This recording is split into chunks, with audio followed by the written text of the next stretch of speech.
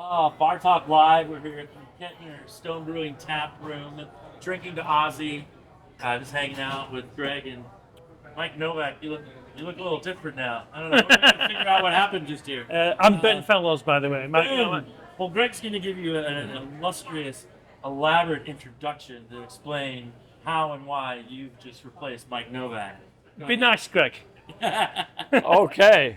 Well, you know I was going to, but now I feel like you're trying to pin me into a corner. So Ben is the illustrator extraordinaire that does all of the graphic novels. This amazing graphic, the album artwork and the 36-page booklet that's inside, everything. And also, Ben writes dialogue and the stories with me that are in the graphic novels. Okay. And so we kind of, it's really it's a three-legged stool between me and Ben, and then that other leg is Carrie Kelly, on the music side that creates the metal wire. So I guess I'm that connective thread in between the things. Well, you two, KK and you, are in Southern California, and he has an accent that comes from across the pond. So Yeah. What is the connection? How do you guys meet? Well, we met. So we met when we put out this competition for a guest art series of cans for Stone Brewing, Stone IPA, Right. a few years ago. Yeah. And I was just really interested to see what a bunch of artists might do. And we got all this incredible artwork, and we selected, I don't know, it was 10 or 12 different pieces of art that then put on limited edition cans. I loved them, but my favorite was the one that Ben created. Nice. His favourite was mine because it was the best. It was the best. That's Okay. the definitive answer. So you just you obviously. Well, what happened was I took the stone gargoyle, and I made him into this James Bond character on a couch, not similar to this. Right. And he was like drinking a lager, and it was Drinking a what? Sorry, a Stone IPA. I beg your pardon. Oh boy, you just really flubbed that one up. I've had a few beers. Doesn't they just call all beer lager, or what are your different No. I'm actually a real craft beer fan. That's why when Greg contacted me, I was like really stoked. It was like the Beer Jesus has emailed me. It was an amazing experience, and it was during COVID as well. So. Okay. So at the time, it was like everybody was down. It was like a real uplift for me in my life. Nice. Yeah. Have you ever been to San Diego at that point? You obviously had the beer before, right? Oh yeah, for sure. You've never been here, right? Never been to San Diego? Yeah, Been been to to- Comic-Con? Yeah. All of those things. All of those things. All right. Yeah. So you have some favorite things about San Diego besides the beer? Let me think. There was. I've been to a few. The Deftones concert. I've been to. Day of the Deftones? The Day of the Deftones. You know they I've been- just announced a new one, which I'm Are going they to gonna this. be in town? Yeah, For definitely. first? I think that might be my favorite because it's one of my favorite bands. That's probably my favorite things about San Diego. What I love But I about love the them- city as well. I love the whole atmosphere of the city. And I love that they only do that festival here in San Diego, which is unique. The fact that Day of the Deftones only sure. happens here, and people are coming from all over the country to see this festival. It is really curated immensely well. I mean, the lineups every year are just phenomenal. It's always some of my favourite bands, that are playing it. They've had Idols on and all these kind of bands that it's like, what the. They've can I- had yes, you can. I They've can't had, swear. Okay. And they do a great job of featuring San Diego bands. So they've had Rocket from the Crypt on the Yeah. I love Rocket from the Pinback too over Yeah. the years. And Pinback. I love all those bands. Yeah. We'll have Yeah. to get you to go to the Casbah while you're in town. That's a music venue here in town that I help book shows at. I help book local For bands. sure. But we get all kinds of amazing bands that play there. So Absolutely. you're here for a while, right? Yeah. I'm gonna get you into the Casbah. Well, he just lives in Orange County. Yeah, I live in Orange County. I haven't just come from Britain. Yeah, I only live in Orange County. Oh, how long have you been in the States? 24 years. And then what other, besides Metal Warrior, you're obviously a graphic design artist. Are there any other things that people would be familiar with in your work? Yeah, I used to work a lot in book publishing, so I've done a lot of book art, so a lot of covers for a lot of different. There was one Clint Doman who writes a lot of historical novels. I've done a lot of his covers. So yeah, so I've done a ton of stuff, but yeah, I've worked in marketing and advertising for many years, for probably about 15, 16 years, Okay. and so you know, it got to we got to COVID, and it was like I was working from home, and I needed something else because it was just working. And this happens. And this happens, yeah. So basically, you guys kind of hash out the mythology and the vision. I mean, you're coming with the vision, but he's also helping write some of the dialogue. Well, yeah, so it was really back and forth because I proposed this idea to Ben, and he just started drawing and sending me stuff. And this was one of the graphics, one of the very first graphics, and this is a refined, we worked on it and, you know, kind of dialed it in. But this is one of the first graphics he sent, but it was with a different lead character.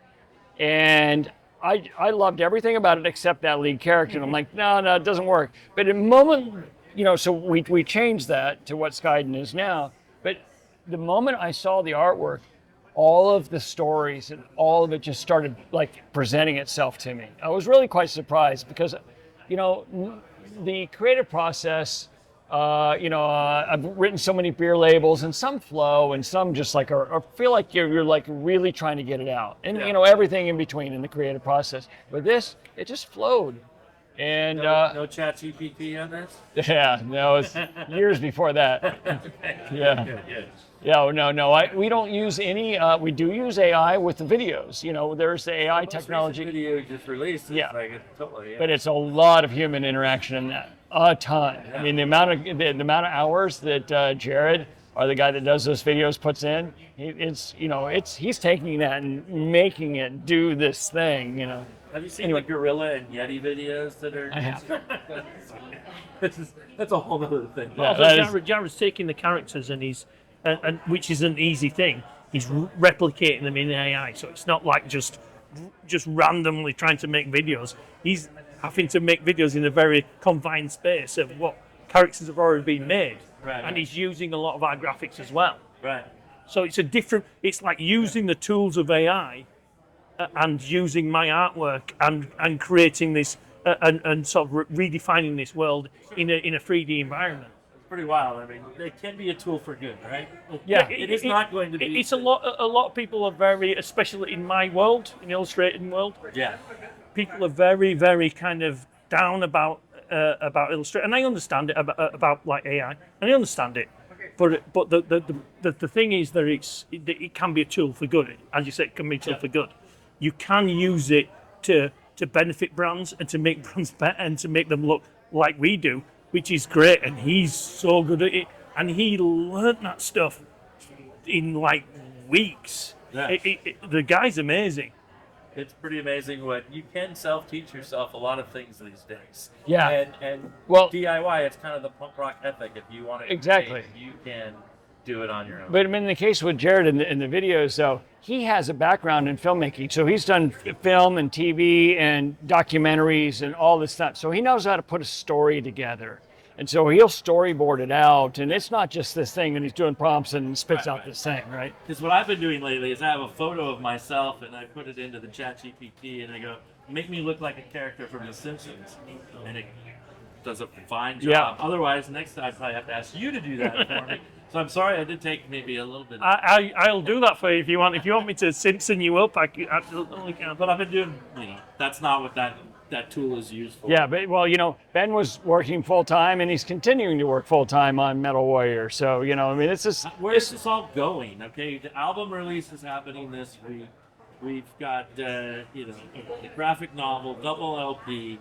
It's fully realized. This was maybe happening last year, right? Was that the original plan? We were threatening on releasing the double album last year, but logistics got in the way so it's of happening all of these things. Now, am I going to see an animated program? Am I going to see a holographic tour? My goal, my dream for this would be that you would see. I made a reference earlier to Hamilton. Yes. So as Hamilton was, by bringing Broadway, musical theater, and rap together in this storytelling, I want to bring metal and theater and storytelling together. So if you ever been to a Slipknot concert or a Ghost concert or something where it's very theatrical. Now you bring in a storyline in it where the music actually fits the storyline. I have a full musical theater, a musical play, a musical they call them, Ready to go. written, right? That incorporates the story that Ben and I have written into the Skyden's Descent 9-book story arc of the graphic novels. There's a song on side 3 of the album called Skyden's Descent, which is, sort of encapsulates a portion of that story, his descent into darkness. Yes. And and so the musical script, it covers that story arc from his youth and throughout, but it actually approaches it in a very different way. And the songs are through. So it's like you're at a concert. It starts off at a Metal Warrior concert. Fourth wall not there because there's no fourth wall with the concerts, right? They know the audience is there, and there's that feedback. Yeah. And so that's the way we're approaching it. And then Skyden is talking to the audience, and he understands people want to understand a story. He wants to correct a lot of things because everybody knows Skyden's story. He wanted to set the record straight on a number of things, and it goes through, and now it goes into the play and all that. So I can't describe it here, Right. but that's bringing that to life is what I'd like to do, and that's probably more. It's going to require an installation versus a tour. It's something you might see at Vegas, right, as an installation, because it's going to be pretty tech heavy. Yeah. It takes a lot of, it will take a lot to pull that off. So that's going to be in the future, but be able to get from here to there, we got to have, a couple people buy the album. Sure. Just a few. Just a hint right there. Over the years, I've seen Gorilla's first tour with the band performing behind the screen. Right. I've seen Death Clock, Metalocalypse. Yep. I've seen them fly into in a helicopter onto the deck of the USS Midway and perform in the bowels with. That was a cool story because with Death Clock, Metalocalypse, Mike Keneally, who is a San Diego legend also, much like yourself, who played with Frank Zappa, he was a member of the live band. So as my love of local music, I was able to play now Death Clock on the local radio program that featured. Okay, that's great. That's great. Yeah, I have such a love of this town. So when cool, artistic, and creative things originate from here, the beer has been a big thing to elevate our community in a lot of ways because it's kind of evolved into the music and the art, and it's all this fabulous thing. So it is really amazing. And now you're part of this world here at San Diego too. And do you have a favorite beer at Stone? They had my favorite ever Stone beer. They had a Japanese tea IPA, and it was not just my favorite Stone beer, probably my favorite ever beer. Ever beer? Yeah. Green tea IPA. No, it was a special limited release. We did come out with it because it was such a fan favorite. We did re-release it, but it was never been a permanent release. It's a little bit esoteric for the a permanent release. You got to be able to make sure that people are buying it enough. It's not sitting on the shelves getting dusty. You just bring it back in a while. Don't ever say that or it's like just like your McRib. I think like 2 years ago it was in a mixed pack, like a Christmas seasonal mixed pack. I bought about 8 of them. And basically, just because I knew that beer was in them, and had them in free to shit your face. Yeah. I love it. So, are we looking at this is going to be a continued, ongoing thing? Now, it's fine. We've talked so much about how you got here. We're talking about the art. We still haven't really delved into the mythology. I think we're going to save that for the last one. But you mentioned this is going to be a series, right? There's going to be more books and more graphic novels. So we have written the 9-book story arc. Ben is still illustrating. You're finished up to book number 6 or 7 now? On 6. I'm illustrating 7 now. We're just kind of reviewing 6, but so yeah. And it's a traditional comic book, not like a graphic. It's more of a graphic novel, and then it's a heavier card stock. Okay. It's a heavier stock, glossy. It's got a 7-inch vinyl embedded into the back of each one. The music on the vinyl relates in some way to the storyline. I mean, it's not perfect. Some of it's like it's direct on, and some of it are just tertiary, which is a fancy word I like to use from time to time. And yeah. So then, is there going to be music associated with each release, right? Yeah. I mean, and there's music we haven't heard yet that's not on the album. Some of it's on the album, and there are also 3 songs that are going to end up on those singles in the graphic novels that are not on the double album. Now, So KK and I are continuing to write music, and Okay. yeah, are there graphic novels? Nothing's been released yet yeah, officially. yeah. No, they're graphic novels in stores. Yeah. Yeah. Because I have my copies. Thank Yeah, you very much. yeah. I appreciate that. So that's in stores. But the big double LP release is this month and in stores everywhere, all over the world. Wow. Better stores. What about in Europe? Because I mean, it seems like they love metal over They over do. there a little bit more sometimes than pop. We're working on that connection to get the distributed. Just the getting a new band, a new artist, into the world is very difficult. Yep. The very typical way that bands get followings is to play live.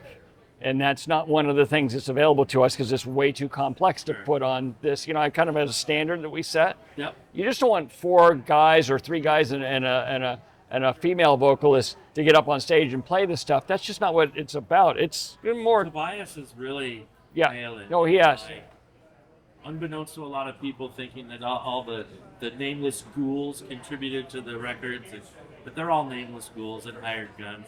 It's one dude, and he released the biggest selling hard rock album in decades. Yeah. Decades. All of a sudden, like, he's created something pretty magical that. Well, and he's done a great job with the show. So I've been to a number of his shows now, and he's been nice enough to treat me. Yeah. But by the way, for the record, I would pay. You go and it's experience, Yeah. and I think that's great. They played Spreckles years ago. Spreckles Theater already, this beautiful theater downtown. And so I got to go do this thing where you went early and you got to meet him, but you got to, while we're waiting in line, you're looking at the previous Papas, all in repose, almost like in coffins. Okay. And then got to meet Tobias and the whole thing. But it wasn't bare to buy it. It was in character. That point we didn't know who he was. Right. Still, I mean, hell, they're playing Spreckles Theater. They just did that concert album at the Kia Forum for 2 days.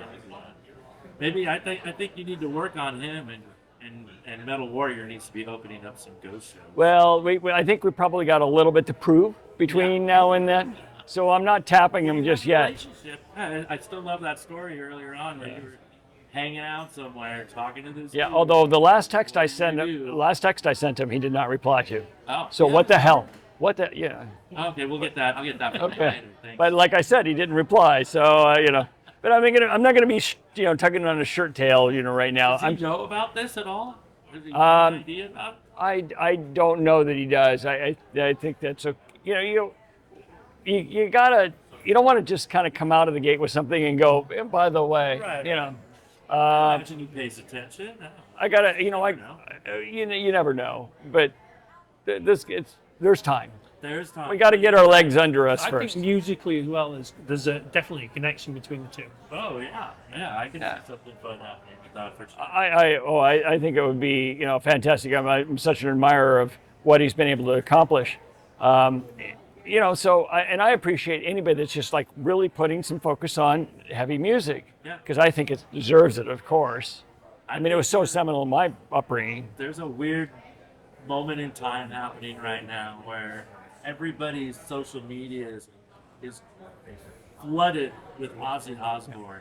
Right. The love of Ozzy Osbourne from all kinds of different people you would never imagine, and just I don't know, man. I think people are ready for that release that was provided by that music. That I don't hear it in a lot of music anymore that people are listening to, and here you can go on a journey, listen to some great metal music, and escape this world that we live in for a little bit, and go into the Metal Warrior.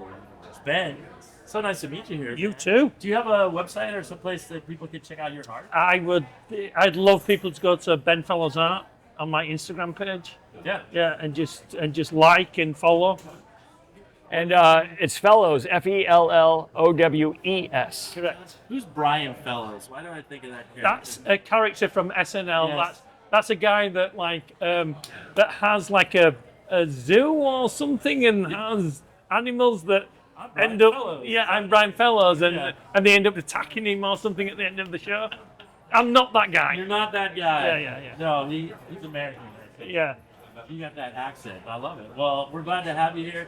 You hang out in Orange County. You said you look like you do music. You go to shows. I used to play the drums in a punk rock band a long time ago. What was that band? It was called Hooked, and it was in West Yorkshire in Leeds, where I'm from. Okay. But that was, I think that the last time I played the drums was about 30 years ago. Focused on the art. That was. Yeah, I'm a much better artist than I am a drummer. I will say that. I love it. Well, anything else people should know about you? Mr. Bedfellows, not Brian. I don't know. It's hard to talk about yourself. Do you have Yeah, a favorite metal? Yeah, I struggle with that too, Ben. What's the yeah. No, Greg doesn't just struggle. What musical genre? Like, what did you grow up listening to? Punk rock. My favourite bands are probably like The Clash and The Damned and those kind of bands. Sure. But I've always loved metal as well. And you know, talking about Ozzy, like Black Sabbath is one of those bands that affected me so much as a child. Like getting like Black Sabbath albums and putting them on that my dad had and putting them on the disc and playing them. That really defined my love of heavy music. I think I was like 7 years old when I started to listen to that kind of music. And like, this is great, you know. And everybody else, all my friends were all listening to pop music. So, and I was the guy at school with the Iron Maiden T-shirt on growing up. That just everybody was like pointing at and saying that guy's a prick. What were they listening to? Take That? Exactly, that kind of I stuff. was trying to hit the right era there. Yeah. Sure. No, well, it wasn't. It was pre-Take That, but it was the kind of that pop music that was just it was like Human League and that kind of stuff. The 80s, okay. Yeah, that's not Don't You Want Me, Baby? it's not for me. I've always liked heavy music. That's why Metal Warrior suits me perfectly because I love heavy music. I love it. Well, we all should pay homage to Ozzy Osbourne and keep the metal torch Hell yeah. alive for decades to come. And this is all part of it, Metal Warrior. Ben, so nice to meet you. And hang You out too. a little bit, dude. You too. Can't wait to see this kind of be exposed to the world. You know, like have its Thank full you. fruition. Well, you're helping, so thank you. It's an honor, really, truly, it's an honor to be a part of it. So, Metal Warrior, the crushed souls of our enemy. This is the tasty. It's not a double IPA. It's Black IPA. Yeah. what's that? Black IPA. Black IPA. See, I've had a few of these. This is the third one. We got one more to go. I gotta get another one of these. They are tasty and available only. Where are people gonna be able to get the beer? Moving forward. Limited special release. So over at Aces and Ales, Evolved Brewing by Aces and Ales right now. It was a single batch. You know what? If we go gold with the record, I promise you we'll brew another batch. Okay, I love it. All right, well, coming up with part 4. This is Bar Talk Live. We'll get Mike Novak back to the party. And again, thank you, Ben, for your time. Really Thank you, man. appreciate it, man. Cheers.